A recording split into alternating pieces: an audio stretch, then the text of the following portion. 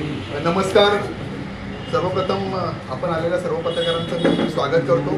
कमी वेळामध्ये आपण इथपर्यंत आला तर भारतीय जनता पार्टी पाचोरा बडगाव यांच्या वतीने मी आपलं आभार व्यक्त करतो. खरं तर ही आजची पत्रकार परिषद काल माननीय आमदार यांनी एक पत्रकार परिषद घेतली होती परवाच्या माझ्या प्रेस कॉन्फरन्सच्या विषयावर.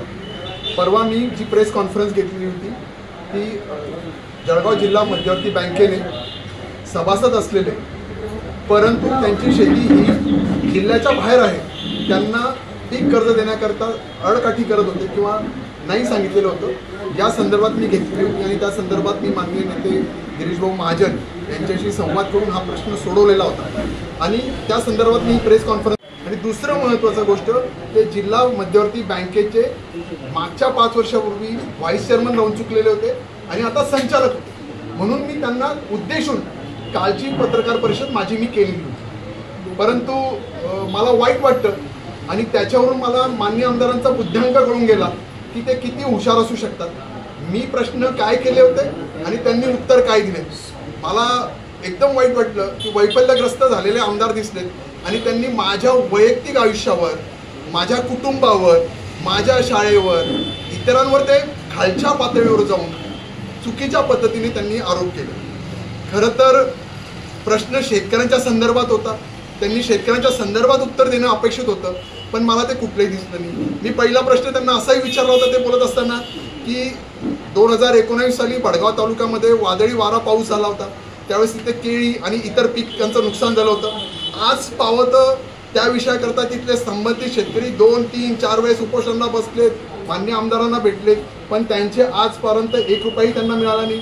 त्यावेळेस आमदार महोदय तिथे गेले होते उपोषण सोडताना असं म्हणाले होते की माझ्या इथला शेतकरी उपोषणाला बसतो याच्याबद्दल मला वाईट वाटतं आणि वाईट वाटतं एवढं बोललेत पण त्यांना कुठली संवेदना राहिली होती. मी दुसरा प्रश्न केलेला होता दुष्काळग्रस्त म्हणून आपला पाचोरा बडगाव तालुका त्यांनी जाहीर करावा पण त्याच्याबद्दल ते एक चकार सुद्धा बोलले नाही. त्यांनी गिरीश भाऊंचं उदाहरण दिलं. मी विषय करतोय पाचोरा बडगावचं त्याच्याबद्दल बोलत नाही आणि ते दुसऱ्याबद्दल बोलतात. मी मग सांगितलं की बांधाला बांध लागून असलेला आपला 40गाव तालुका आहे, बडगाव तालुका त्याला जवळ आहे, मग तिथे जर कधी दुष्काळग्रस्त होऊ शकतो तर तुम्ही काय करत नाही. ढळचा मा करतात, दुष्काळग्रस्ताला दुष्काळ सादृश्य करतात, 1 रुपया सुद्धा निधी येत नाही. तिकडच्या तालुक्यामध्ये 133 कोटी रुपये मित्र 133 कोटी रुपये माननीय आमदार मंगेशदादा यांनी घेऊन आले आणि तितक्या शेतकऱ्यांना थोडासा का होईना दिलासा देण्याचा त्यांनी प्रयत्न केला पण आपल्या आमदारांना हे जमलं नाही. याच्याबद्दल मी बोललो. मी 21 दिवस पावसाचा खंड पडल्यामुळे पीक विमा मिळाला नाही त्याच्याबद्दल बोललो पण त्याच्याबद्दल आमदारांना उत्तर देता आलं नाही.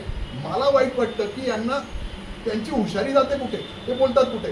ते मला ते बोलताना कालच्या त्यांच्या प्रेसमध्ये बोलले की बुवा मी विधानसभेमध्ये बोलतो त्याच्यावर जाऊन अमोल शिंदे अभ्यासपूर्ण माझ्याबद्दल बोलतात.